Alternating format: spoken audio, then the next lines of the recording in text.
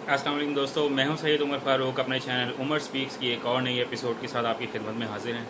सबसे पहले तो उम्मीद है कि आप लोगों की ईद माशाल्लाह बहुत अच्छी गुजर रही होगी। आज ईद का तीसरा दिन है, जुम्मतुल मुबारक है और स्पेशली आज पाकिस्तान का मैच भी है, तो उस हवाले से भी बात करेंगे। और कल एक और मैच हुआ ऑस्ट्रेलिया और वेस्ट इंडीज़ का, उस पॉइंट ऑफ व्यू से भी थोड़ी सी बात करेंगे। और एक और कंट्रोवर्सी जो चल रही है इंडिया से रिगार्डिंग आईसीसी में, तो उससे मुतालिक भी थोड़ा सा डिटेल में बात करेंगे। तो आज हमारे यही 3 टॉपिक्स हैं जिसमें हम बहुत डिटेल में आपके साथ डिस्कस करेंगे कि इस वर्ल्ड कप में हो क्या रहा है।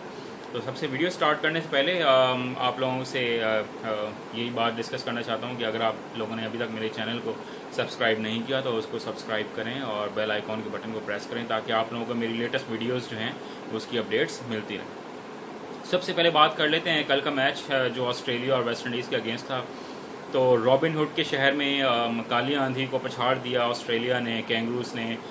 एक बड़ा ज़बरदस्त हमला था, बड़ी ज़बरदस्त स्ट्राइक थी वेस्ट इंडीज़ की, बट ऑस्ट्रेलिया ने अपनी एक्सपीरियंस पर, अपनी डिटर्मिनेशन पर उन्होंने कॉम्प्रोमाइज़ नहीं किया और यही बड़ी टीम की निशानी होती है। उन्होंने प्रूव किया है कि why they are the world champions right now, 5 times world champion. और यही वो चीज़ है जिसकी वजह से ऑस्ट्रेलिया जो है वो हमेशा बड़े टूर्नामेंट में आकर परफॉर्म करता है। 5 दफ़ा वर्ल्ड चैम्पियन बनना इतना आसान नहीं होता।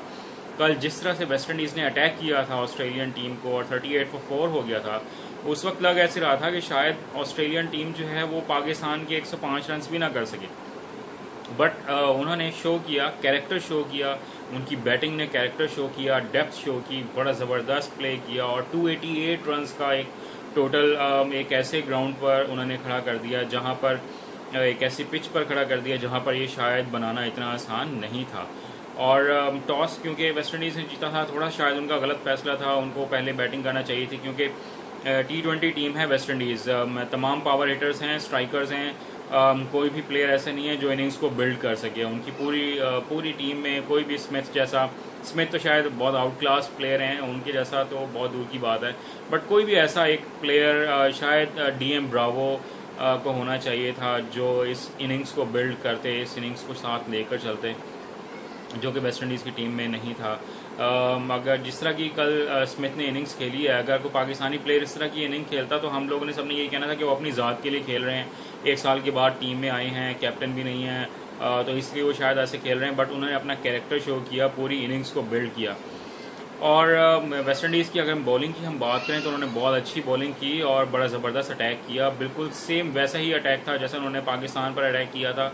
और बाउंसर्स इस वर्ल्ड कप में ऐसा लग रहा है कि अनप्लेबल होते जा रहे हैं और ऑस्ट्रेलियन भी बाउंसर्स के सामने बिल्कुल उनके पास कोई जवाब नहीं था। और वेस्ट इंडीज़ ने एक ऐसा प्लेटफॉर्म दिया है बाकी बॉलर्स को कि आप किसी भी टीम के ओपनर के हेलमेट पर हिट करें, बाकी पूरी टीम लेट डाउन हो जाती है। पाकिस्तान के साथ भी यही हुआ था, फ़खर जमान के हेलमेट पर हिट किया बॉल और उसके बाद पूरी टीम जो है वो बिल्कुल बैठ गई। इसी तरह ऑस्ट्रेलिया के साथ हुआ, उस्मान ख्वाजा के हेलमेट पर बॉल हिट हुआ और उसके बाद आप देख लें मैक्सवेल के साथ क्या हुआ। मैक्सवेल ने जिस तरह का शॉट खेला वो ऐसा लगा हुआ था कि डरे हुए हैं, आकर अटैक करना चाहते हैं, बट दूसरे ही बॉल पर उन्होंने इस तरह का गैर जिम्मेदाराना शॉट खेला जो उनके आउट होने का सबब बना।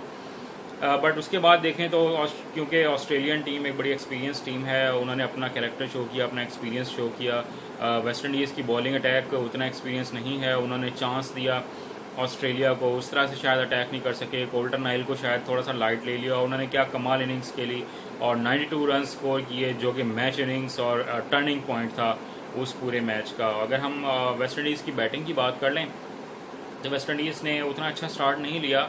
कुछ शाय होप ने उम्मीद दी थी कि शायद वो कुछ कर लें। अगर जेसन होल्डर की बात करें तो बड़ी अजीब सी इनिंग थी, कैप्टन इनिंग उसको नहीं कह सकते, अजीब सी इनिंग खेलकर वो एक क्रूशल टाइम पर जब जाकर रन्स करने थे वो आउट हुए।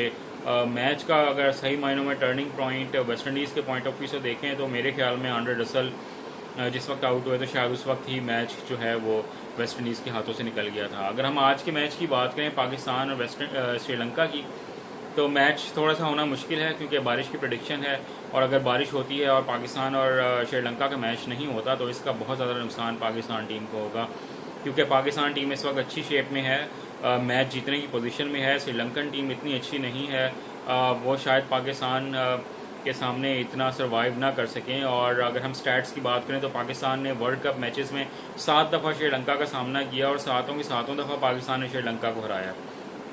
तो ये सिचुएशन चल रही है और दुआ यही करेंगे जुमे में भी कि पाकिस्तान और श्रीलंका का मैच ज़रूर हो, चाहे वो 20 ओवर्स का ही क्यों ना हो, क्योंकि पाकिस्तान के ये 2 क्रूशल पॉइंट्स हैं। अगर ये पाकिस्तान को 1 पॉइंट मिलता है या अगर कोई पॉइंट नहीं मिलता खुदा न खासा, तो पाकिस्तान की सेमीफाइनल में पहुंचने के चांसेस ऑलरेडी बहुत कम हो जाएंगे, क्योंकि रन रेट जो है हमारा, चाहे हमने एक मैच जीता हुआ है बट रन रेट के पॉइंट ऑफ व्यू से हम सबसे नीचे हैं। -2 में जा रहा है हमारा रन रेट, और उसकी एक बहुत बड़ी वजह जो है वो वेस्ट इंडीज़ के अगेंस्ट मैच का हारना है। उम्मीद यही करेंगे कि पाकिस्तान का आज मैच हो श्रीलंका के साथ और पाकिस्तान अच्छा खेले, चाहे ओवर्स कम हो जाएं, बट ये मैच ज़रूर होना चाहिए।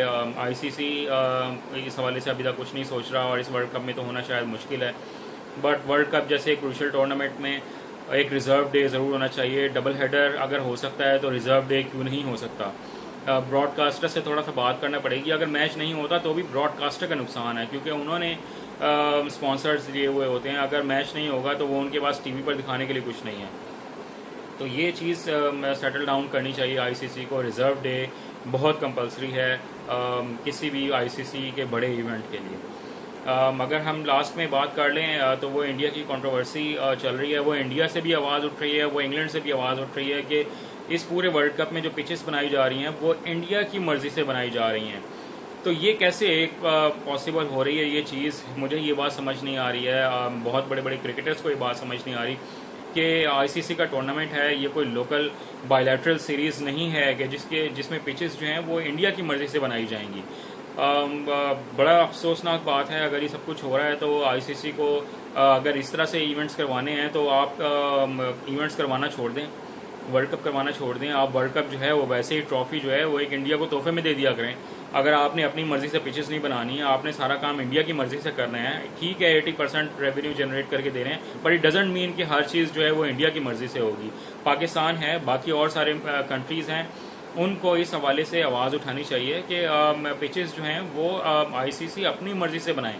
अब हर जगह आईसीसी की सीट्स पर इंडियंस बैठे हुए हैं तो जाहिर सी बात है उन्होंने अपनी मर्जी ही मनवानी है।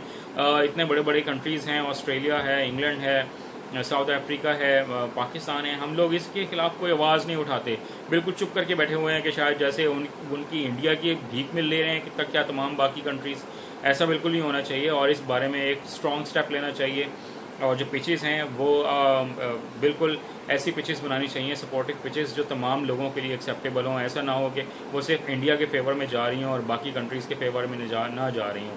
मिल रही हैं तो बिल्कुल ग्रीन टॉप विकेट्स मिल रही हैं या फिर ड्राई विकेट्स मिल रही हैं, जो कि एक बहुत ही गलत बात है। उम्मीद है कि इन तमाम चीज़ों को नोटिस में लिया जाएगा और फ्यूचर में इन चीज़ों का बहुत ज़्यादा ख्याल रखा जाएगा। वीडियो अगर अच्छी लगे तो इसको शेयर कीजिएगा और सब्सक्राइब कीजिएगा। इंशाल्लाह एक नेक्स्ट एपिसोड के साथ या पाकिस्तान का अगर मैच हुआ तो पोस्ट मैच एनालिसिस में आपके साथ ज़रूर इंशाल्लाह मुलाकात होगी। अपना बहुत ख्याल रखिएगा। Take care. अल्लाह हाफ़िज़।